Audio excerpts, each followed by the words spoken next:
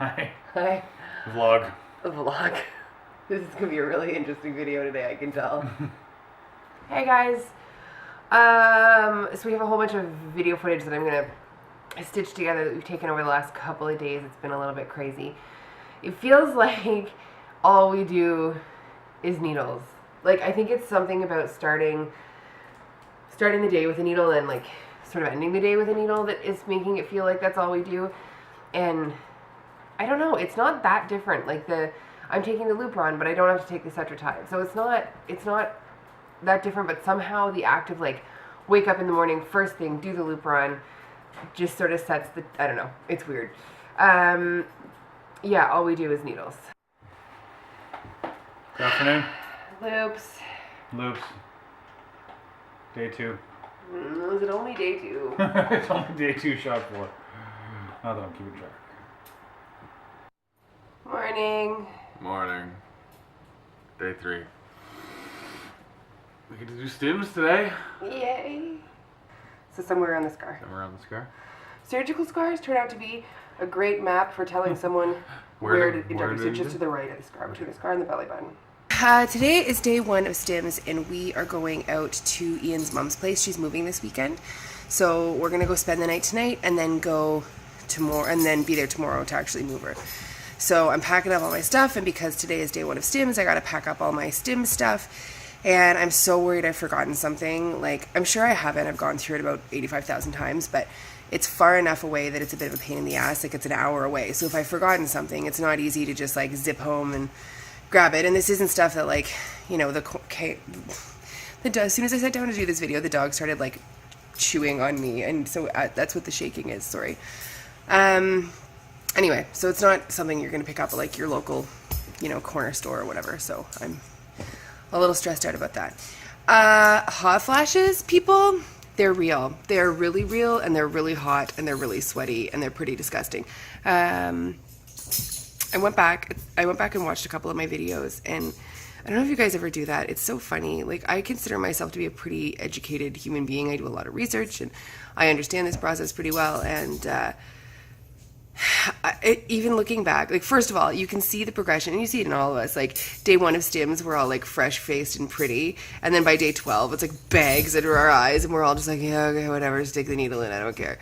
And so you can definitely see that progression with me. But I'm so naive in our first round. Like, it's so funny, you know, like, oh, 15 eggs. Oh my God, my antral follicle count is 15. Can you believe it? And it's like, oh, you sweet summer child, you are in for a surprise. So it's, you know, it's interesting to see. That's the benefit of videoing all of this stuff, right? Is you get a really sort of unique perspective and being able to look back and really see, you know, what was different and how it went. And, you know, I don't remember, like, I remember the overall process, but I couldn't tell you what day I first started having symptoms, or when when we had our first ultrasound. Was it the first one, or was it the second one where things started going wrong? So it's kind of neat to be able to go back and really know for sure what happened when and how it went. So that's kind of a bonus of the YouTube. We had somebody ask us if we've ever considered embryo adoption, and rather than sort of writing back in text, I figured it's sort of an interesting one. So yes, absolutely we have. Definitely. Our clinic, when we first started, when you sign all of the paperwork, the like 400 pages of like, if you get a divorce, if one of you goes crazy, if one of you dies, what are you going to do with leftover reproductive materials? They asked us that question, what do you want to do with leftover embryos? And we'd said that we wanted to give them away, to give them for adoption if somebody wanted to use them. And they said no, that wasn't legal in Canada, and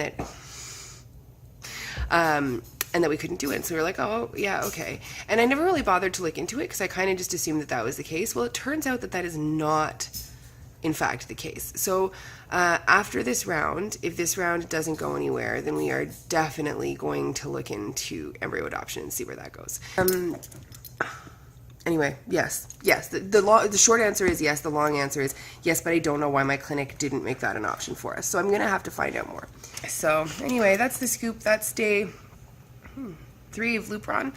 And today is day 1 of stims, so we'll let you know how that goes. And yeah, I hope you guys are going well. There's so many of us that are cycling right now. Like, there are so many people that are in the middle or at the end of Stims or in the middle of Stims or like at some point in our like craziness, in the crazy period.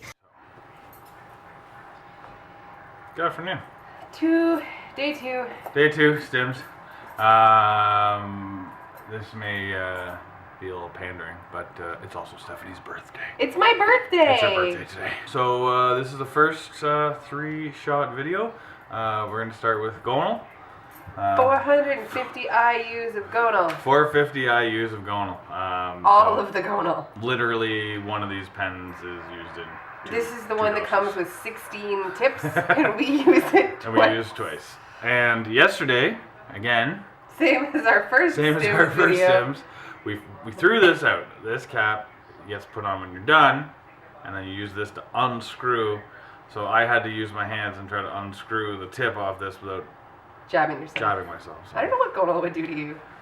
I don't know, but I'm having side effects from Stims. Oh my god, okay, are we doing this? This Yeah, is we're the best doing part. this. So we're on like, what day of loop run? 5? 5. This is day 5 No. of Loop Run. Is it? Okay, whatever. We're on- Wait. There was Wednesday, Thursday, Friday, Saturday.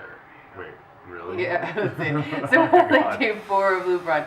And this one is having mood swings. Like day 3, he looked at me, he's like, I don't know what's wrong with me. I don't know what's wrong with me. So Something's wrong. pissed. I was like, what's wrong? He's like, I think I'm having the loop run angries.